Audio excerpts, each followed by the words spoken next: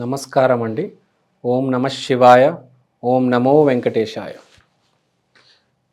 December మాసం 2024 మిథున రాశి ఫలితాలు.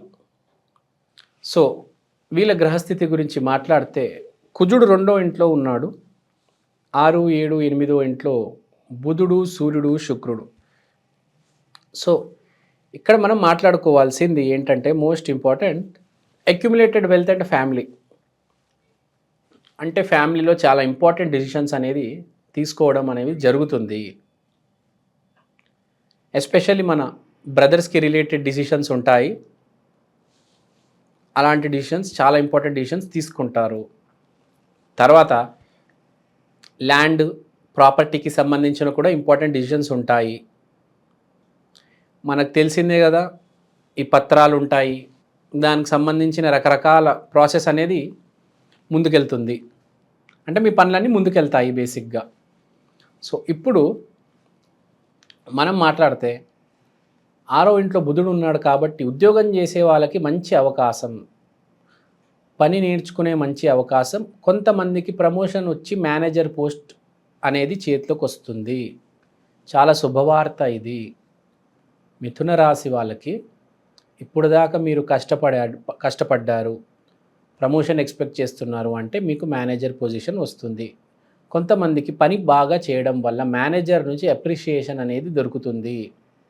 అండ్ పేపర్ వర్క్ బాగా చేస్తారు, పాయింట్స్ నోట్ డౌన్ చేస్తారు, పని బాగా చేసుకుంటారు, పనిలో అప్డేట్ అవుతారు. మీరు సాఫ్ట్వేర్ కావచ్చు, మెడిసిన్ కావచ్చు, బ్యాంక్ కావచ్చు, ఈ ప్రిసైజ్ వర్క్ అనేది ఉంటుంది. చాలా డీటెయిల్గా పనిచేస్తారు కొంతమంది. అలాంటి వాళ్ళకి బాగా పనిచేయడం వల్ల అప్రిషియేషన్ అనేది వస్తుంది. సో పనిచేసే వాళ్ళకి మంచి టైం అనుకోవచ్చు. ఈ టైంలో మీరు బాగా పనిచేస్తారు, దీనివల్ల మీకు ముందు ఫ్యూచర్లో హెల్ప్ అవుతుంది. తర్వాత వ్యాపారస్తుల దగ్గరికి వద్దాం. వ్యాపారస్తులకు చాలా మంచి సమయం, ఎస్పెషల్లీ ఫార్మస్యూటికల్ ఇండస్ట్రీలో ఉన్న వాళ్ళు, ట్రైనర్స్కి, హెల్త్, ఈ మెడికల్, హాస్పిటల్, ఆయుర్వేద ఇలాంటి వాళ్ళకి బాగా వ్యాపారం జరుగుతుంది. సో బేసిక్గా చెప్పాలంటే మెడిసిన్ అండ్ హెల్త్, ఫార్మా ఇలాంటి రంగాల వాళ్ళకి బాగా కలిసి వచ్చే రంగం. ఎందుకంటే చలికాలం, ఆటోమేటిక్ మనిషి అనేవాడు కొంచెం అనారోగ్యం అనేది వస్తుంది. సో ఈ రంగాల వాళ్ళకి బాగుంటుంది. ఇప్పుడు మనకు కార్తీక మాసము తర్వాత మార్గశిర మాసం. సో ఈ మాసాల్లో పెళ్ళిళ్ళు కూడా జరుగుతాయి. మనం చూస్తాము డిసెంబర్ చివరి వరకు జనవరిలో కూడా చేసుకుంటారు పెళ్ళిళ్ళు. సో ఇప్పుడు పెళ్లి చేసుకునే వాళ్ళకి ఏంటంటే ఎస్పెషల్లీ మిథున రాశి వాళ్ళకి government background and health related background ఆ ఫ్యామిలీస్ నుంచి మీకు సంబంధాలు అనేవి వస్తాయి, మ్యారేజెస్ కూడా జరుగుతాయి. సో మంచి ఫ్యామిలీస్, బేసిక్గా కొంచెం బ్యాక్గ్రౌండ్ ఉన్న ఫ్యామిలీస్, కొంచెం పొలిటికల్ బ్యాక్గ్రౌండ్ ఉన్న ఫ్యామిలీస్ నుంచి మీకు సంబంధాలు అనేవి వస్తాయి. అంటే కొంచెం సొసైటీలో రెస్పెక్ట్ ఉన్న కుటుంబాల నుంచి వస్తాయి. ఇప్పుడు మీకు ఒక బ్రాహ్మణ కుటుంబం నుంచి ఒక సంబంధం వచ్చిన ఆ బ్రాహ్మణ కుటుంబానికి సొసైటీలో చాలా పేరు ఉంటుంది. మీకు ఒక ఫార్మా కంపెనీలో పనిచేసే ఒక వ్యక్తి ఉన్నారు. సో మనం చూసుకుంటే ఎంతో కొద్దిగా రెస్పెక్టెడ్ ఫ్యామిలీస్ నుంచి అమ్మాయిలు, అబ్బాయిలు సంబంధాలు అనేవి మీ ముందుకి వస్తాయి. సో మంచి సంబంధాలు వస్తాయి. ఇలాంటి టైంలోనే మీరు కరెక్ట్ డిసిషన్ తీసుకొని పెళ్లి చేసుకుంటే మీకు బాగా కలిసి వస్తుంది. సో తర్వాత మనం చూసుకుంటే శుక్రుడు 8వ ఇంట్లో ఉన్నాడు కాబట్టి వచ్చే అమ్మాయి జన్మజన్మల అనుబంధం ఉంటుంది. అంటే ఏ అమ్మాయితో మీరు పెళ్లి చేసుకుంటారో, లేకపోతే ఏ అబ్బాయితో అయితే మీరు పెళ్లి చేసుకుంటారో జన్మజన్మల అనుబంధం అనేది ఆ మనిషితో ఉంటుంది కాబట్టి వాళ్ళే మళ్ళీ వస్తున్నారు, ఈ బ్యాక్గ్రౌండ్తో వస్తున్నారు. సో మీరు అర్థం చేసుకోవాల్సింది ఏంటంటే జన్మజన్మల అనుబంధం అంటే కొందరికి మంచి జరుగుతుంది, కొందరికి చెడు జరుగుతుంది. ఇప్పుడు నేనే ఉన్నాను, పూర్వజన్మలో ఒక అమ్మాయిని జుట్టు పట్టుకొని పీకి గట్టిగా కొడితే ఇప్పుడు ఆ అమ్మాయి వచ్చి ఏం చేస్తుంది? అదే నేను అమ్మాయిని బాగా చూసుకొని ఉంటే ఈసారి వచ్చి నన్ను చక్కగా చూసుకుంటుంది.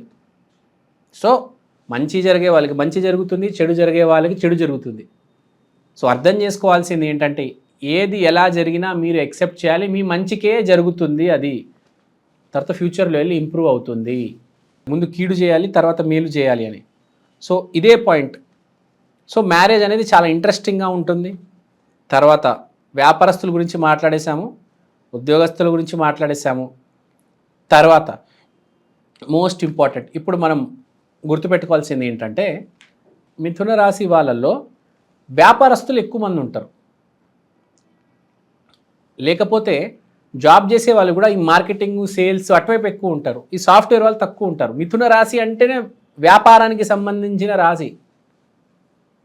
సో ఇక్కడ అర్థం చేసుకోవాల్సింది ఏంటంటే ఈసారి ఈ మార్గశిర మాసంలో మార్గశిర నక్షత్రం, మార్గశిర అనే పేరు మృగశిర నుంచి వచ్చింది. మృగశిర నక్షత్రం నుంచి వచ్చిన మాసమే మార్గశిర మాసం. సో మృగశిర నక్షత్రంలో పుట్టిన గొప్ప వ్యక్తి ఎవరంటే సీతాదేవి. సో మీకు ఈసారి ఎస్పెషల్లీ వచ్చే అమ్మాయి సీతాదేవి క్వాలిటీస్ ఉంటాయి. సో దీన్ని బట్టి మనం అర్థం చేసుకోవాల్సింది ఏంటంటే మీరు ఆ అమ్మాయిని జాగ్రత్తగా చూసుకోవాలి. మీరు ఎంత బాగా చూసుకుంటే మీకు అంత బాగుంటుంది.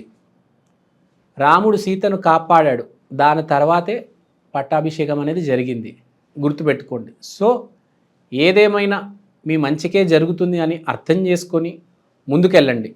ఆరోగ్యం కూడా చాలా బాగుంటుంది, ఏ రకమైన హెల్త్ ప్రాబ్లం ఉండదు. సో చాలా మంచి రిజల్ట్స్ ఉన్నాయి. ఒకటి గుర్తుపెట్టుకోండి, ఎప్పుడైనా మనము దాన ధర్మాలు చేయాలి, నోటి నుంచి పాజిటివ్గా మాట్లాడాలి. సో ఇప్పుడు దాన ధర్మాల గురించి వద్దాం.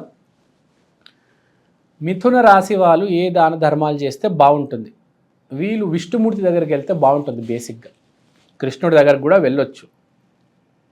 ఏంటంటే జీవితంలో ఒకటి నమ్మాలి, ఫస్ట్ గుర్తుపెట్టుకోండి. మనము ఎప్పుడైనా ఒకటే పని చేయాలి, ఒకటే దైవాన్ని నమ్మాలి. ఇప్పుడు ఒక ఎనర్జీని నమ్మాలి. బేసిక్గా అందరూ దేవుళ్ళు ఒకటే, ఒక ఎనర్జీని నమ్మాలి, ఒక విషయాన్ని నమ్మాలి, ఒక వస్తువుని నమ్మాలి. మీరు బియ్యం వ్యాపారం చేస్తున్నారంటే ఆ వ్యాపారమే చేయాలి, బియ్యాన్ని దైవంగా కొలవాలి. సో ఇలానే ఈసారి మీరు విష్ణుమూర్తిని దైవంగా వేడుకోవండి. మీకు ఏదైతే జరుగుతుంది అది మంచి జరుగుతుంది. నాకు వచ్చేది నేను యాక్సెప్ట్ చేస్తున్నా, I'm very happy with that, thank you so much అని చెప్పి గ్రాటిట్యూడ్ ఆఫర్ చేసి అప్పుడు మీరు దాన ధర్మాలు చేయాలి. మీరు తిరుపతికి వెళ్ళొచ్చు, లేకపోతే ఏదైనా టీటీడీ టెంపుల్కి వెళ్ళొచ్చు. అక్కడికి వెళ్ళి మీరు ఏం చేయాలంటే విష్ణుమూర్తి అలంకరణ ప్రియుడు కాబట్టి ఏదో చిన్న మీరు అక్కడ అలంకారానికి సంబంధించిన ఏదైనా ఇవ్వచ్చు. చిన్న కిరీటం ఇవ్వచ్చు, వెండి కిరీటం ఇవ్వచ్చు, ఒక స్పూన్ ఇవ్వచ్చు, లేకపోతే అక్కడ ఉన్న యాచకులు ఉంటారు కదా, వాళ్ళకు కూడా ఏదైనా అలంకరణ ఈ బ్యూటీకి సంబంధించిన వస్తువులు ఇవ్వచ్చు. మీరు ఒక సింపుల్ చెప్పాలంటే నేను ఒక మల్లె పువ్వుల ఒక మూర ఇవ్వచ్చు, అది కూడా దాంతో కూడా అలంకరణ చేయవచ్చు. సో దీనికి సంబంధించిన అలంకరణకి సంబంధించిన వస్తువులు ఇవ్వండి. ఈ మార్గశిర మాసం చాలా రకాలైన రెమెడీలు ఉంటాయి.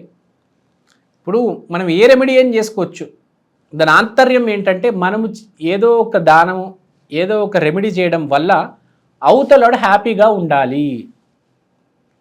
మీరు పెసలు కూడా ఇవ్వచ్చు, ఒక మల్లెపూల మూర ఇవ్వచ్చు, అవతలడు హ్యాపీగా ఉంటే చాలు. సో ఇది పాయింట్ ఆఫ్ అండర్స్టాండింగ్.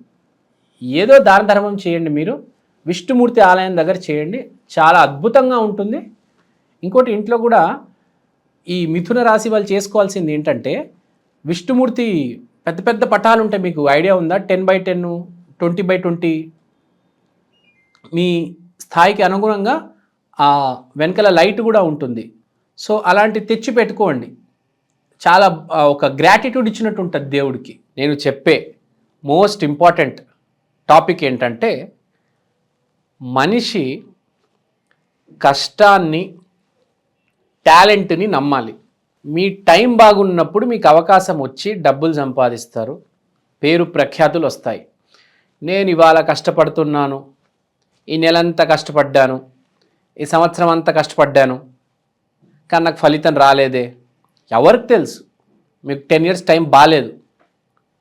అలా అని మీరు ఇంట్లో ఖాళీగా కూర్చోవడం, బానిసలైపోవడం ఇవన్నీ ఉండకూడదు. ఇక్కడ చెప్పే పాయింట్ ఏంటంటే మనకు టైం బాగున్నా టైం బాగాలేకపోయినా మనము కష్టపడాలి, కష్టపడుతూనే ఉండాలి, తెలివితేటలు వాడాలి. టైం బాగాలేదని నేను తెలివితేటలు వాడను, బయటికి వెళ్ళను, ఇలానే ఉంటాను అనేది చాలా రాంగ్ ఒపీనియన్. మనం కష్టకాలంలో ఎంత కష్టపడతామో, ఎంత తెలివితేటలు వాడతామో, ఎంత కొత్త కొత్త ఐడియాస్తో ముందుకు వస్తామో అది మన మంచి సమయంలో మనల్ని కాపాడుతుంది. 3 పువ్వులు 6 కాయలు అలాంటి ఫలితం వస్తుంది మంచి టైంలో. కాబట్టి టైం బాగాలేదని ఎప్పుడు మీరు నిరుత్సాహపడకూడదు. ఇప్పుడు కొంతమంది నేను జీవితాలు చూశాను, ఒక 10 ఏళ్ళు 20 ఏళ్ళ నుంచి బాగాలేదండి అని కుమిలిపోతూ ఉంటారు. సడన్గా పరివర్తన యోగం అనేది యాక్టివేట్ అయిపోయి ఒకటేసారి కట్టలు డబ్బులు సంపాదిస్తారు. సో ఇక్కడ చెప్పేది ఏంటంటే టైం బాగున్నప్పుడు కుమిలిపోకూడదు, ధైర్యంగా ఉండాలి. టైం బాగాలేనప్పుడు ఎవడైతే ఎదురు తిరుగుతాడో వాడే మగవాడు. కష్టకాలంలో బాగా పనిచేసే వాడికే మంచి టైంలో బాగా ప్రాఫిట్స్ వస్తాయి. సో ఈ రాశి ఫలాలు చెప్పే ఉద్దేశం ఏంటంటే మీరు కష్టపడడం మానేయకండి, కష్టపడుతూ ఉండండి. రాశి ఫలాలు అనేవి జాతక శాస్త్రం అనేది డైరెక్షన్ చూపడానికి. నువ్వు ఇంత కష్టపడాలి, ఇంత విజ్ఞతతో ఆలోచించాలి అనేది నీకు ఉండాలి. ఆ లౌక్యం నీకు ఎప్పుడు ఉండాలి. ఈ జాతక శాస్త్రం ఏంటంటే హోప్ ఇవ్వడం మనిషికి. హోప్ లేకపోతే మనిషి చచ్చిపోతాడు. మీరు ఒక మనిషికి అన్నీ ఇవ్వండి, హోప్ ఇవ్వద్దు, చాలా మనిషి చచ్చిపోతాడు. చుట్టుపక్కల ఎవరున్నా కూడా హోప్ ఇవ్వాలి. ఎంత పెద్ద ఫెయిల్యూర్ అయినా వాడికి హోప్ ఇవ్వాలి. Failure is not a person, failure is an event. అంటే ఒక మనిషి ఫెయిల్ అవ్వడండి, ఒక ఈవెంట్ ఫెయిల్ అవుతుంది, రేపు ఆ మనిషికే మళ్ళీ సక్సెస్ వస్తుంది. సో ఈ రాశి ఫలాలు చెప్పడానికి ఉద్దేశమే అది. This is just and direction. మీరు మాత్రం కష్టపడుతూనే ఉండాలి. రాశి ఫలాలు వినండి, అర్థం చేసుకోండి, ఆ డైరెక్షన్లో వెళ్ళండి, కష్టపడండి. ఇప్పటి వరకు ఈ రోజు వరకు శ్రీరామచంద్రుడు కూడా కష్టాలు చూశాడు. 14 సంవత్సరాలు వనవాసానికి వెళ్ళాడు, తర్వాతే పట్టాభిషేకం అనేది జరిగింది. సో అర్థం చేసుకోవాలి, ముందు ఎవరికైనా కష్టకాలం వస్తుంది, నిలబెట్టుకోవాలి మనల్ని మనం. ఆ టైంలో ఎలా చెప్పాలంటే పేషెన్స్ ఉండాలి, ఓర్పు ఉండాలి, కూల్గా ఉండాలి. ఫస్ట్ మెయిన్ జీవితంలో మోస్ట్ ఇంపార్టెంట్ ఏంటంటే అర్థం చేసుకోవాలి, యాక్సెప్ట్ చేయాలి. నా బ్యాడ్ టైం నడుస్తుంది అని యాక్సెప్ట్ చేసి డబల్ ట్రిపుల్ కష్టపడాలి. అదే సక్సెస్ఫుల్ పర్సన్ లక్షణం. సో ఇదండి. థ్యాంక్ యూ అండి, థ్యాంక్ యూ సో మచ్. శ్రీమాత్రే నమః.